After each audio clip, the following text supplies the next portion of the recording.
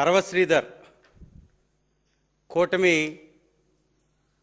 ప్రభుత్వంలో ఒక ఎమ్మెల్యే, పేరుకు మాత్రం జనసేన, వచ్చింది మాత్రం తెలుగుదేశం నుంచి. కీచక పర్వం ఈ రాష్ట్రంలో కొనసాగుతూనే ఉంది. ఆ రోజు ఆదిమూలం దగ్గర నుంచి ఈరోజు అరవ శ్రీధర్ దాకా. మధ్యలో శ్రీకాళహస్తిలో ఒక మర్డరే జరిగింది.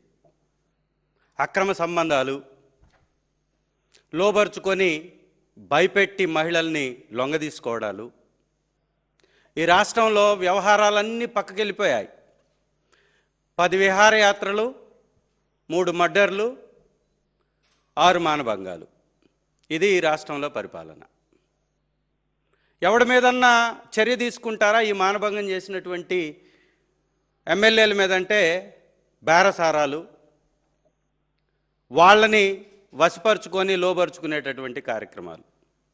పవిత్రమైనటువంటి తిరుపతి వేదికగా జరిగినటువంటి ఒక మహిళకి జరిగిన అన్యాయాన్ని ఆ రోజు కానీ పట్టించుకున్నట్టయితే ఈరోజు అరవ శ్రీధర్ ఈ యొక్క ఘాతుకానికి పాల్పడతాడా? అరవ శ్రీధర్ యొక్క వ్యవహారం ఆ వీడియోలో చూశాను నేను. అతను జుహుత్సాకరమైనటువంటి వ్యవహారం, ఆ మెసేజ్లు, ఒక చిన్న బిడ్డ కలిగినటువంటి మహిళని కొట్టి లోబరుచుకున్నాడంట. ఆ మహిళ నన్ను కారులో అత్యాచారం చేశాడు, 5 సార్లు నాకు అబార్షన్ జరిగింది అతని వలన అని చెప్తే మహిళా కమిషన్ ఏం చేస్తుంది? స్పందించదా? చంద్రబాబు నాయుడు గారు వద్దన్నారా? హోంమంత్రి గారు ఏం చేస్తున్నారు? ప్రతిపక్ష నాయకుడి మీద ట్వీట్లు వేసి అపహాస్యం చేయడం, ఇదేనా మీ యొక్క హోంశాఖ కార్యక్రమం? హోంశాఖ అంటే ఇంట్లో ఉండే శాఖగా మార్చేసింది అనితమ్మ.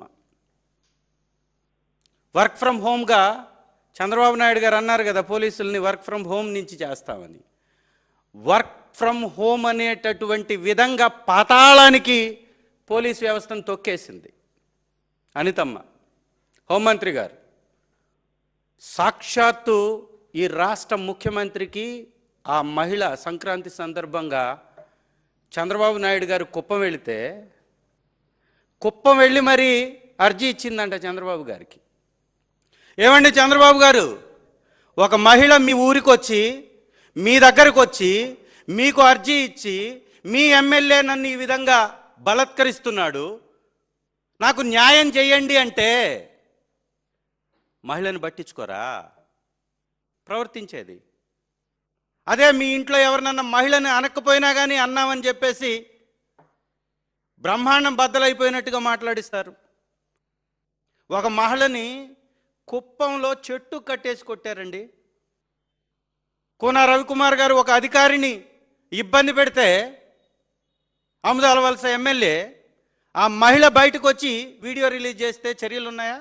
పరిపాలన సిగ్గుపడండి. ముఖ్యమంత్రిగా ఉండి, తెలుగుదేశం పార్టీ అధ్యక్షుడిగా ఉండి, ఒక మహిళ వచ్చి తన బాధ చెప్పుకుంటే అర్జీలు ఇచ్చి పంపించేస్తారా? ఆ మహిళ ఈరోజు బయటకు వచ్చేసి నాకు అన్యాయం జరిగిందంటే ఆవిడ మీద దాడి చేపిస్తారా? ఆవిడ మీద మాటలు తూలుతారా? ప్రెస్ మీట్లు పెట్టిస్తారా? పొత్తుల్లో భాగంగా సీట్లు ఇచ్చారు కాబట్టి జనసేనలోకి పంపించి ఎమ్మెల్యేలని చేశారు. వీళ్ళంతా నిజంగా మాట్లాడుకుంటే తెలుగుదేశం వాళ్ళు. ఈ చేస్తున్నటువంటి దురాఘాతాలు పాల్పడుతున్నటువంటి వాళ్ళందరూ తెలుగుదేశం వాళ్ళే. పవన్ కళ్యాణ్ గారి ఉదాసీనత వలన, వారి కమ్యూనిటీ ఓట్లు కొల్లగొట్టడం కోసం, తనకు రాజకీయంగా లబ్ధి జరగడం కోసం జనసేన అనేటటువంటి ఒక పార్టీ పేరు మాత్రమే, పెత్తనం వాళ్ళది కాదు, రాజకీయం వాళ్ళది కాదు. ఎమ్మెల్యేలు వాళ్ళు ఉన్నా కానీ తెలుగుదేశం నాయకులే అక్కడ పెత్తనం చేసేది. అక్కడ కూడా ఒక నాయకుడు ఉన్నాడు, ఆ నాయకుడే పెత్తనం. ఇది చంద్రబాబు నాయుడు గారి యొక్క ప్రభుత్వం యొక్క వ్యవహార సరళి. నిజంగా మాది ప్రభుత్వం నడుస్తుందని చెప్పి ఎవరన్నా చెబితే తల తీసుకెళ్ళి ఎక్కడో పెట్టుకోవాలి. వాళ్ళు సిగ్గుతో తలదించుకోవాలి. కూటమి అంట. ఎందుకయ్యా కూటమి? 4 గిక్కోటానికా? నలుగురు కలిసి పరిపాలిస్తుంటే శాంతి భద్రతలే కాపాడలేకపోతే ఈ దేశంలో ఉన్నటువంటి అన్ని రాష్ట్రాల కంటే అన్ని రాష్ట్రాల కింద దిగువ స్థాయిలో పోలీస్ శాఖను తీసుకెళ్ళి పెడితే, పాతాళంలోకి తొక్కేస్తే మీ ప్రభుత్వం ఉన్నట్ట, నడుస్తున్నట్ట? ఇంకా ఇది మంచి ప్రభుత్వం అని చెప్పేసి స్టిక్కర్లో ఈ వేదికగా చెప్తున్నా, ఇది మంచి ప్రభుత్వం కాదు, ముంచే ప్రభుత్వం, చెత్త పరిపాలన చేసే దద్దమ్మ ప్రభుత్వం.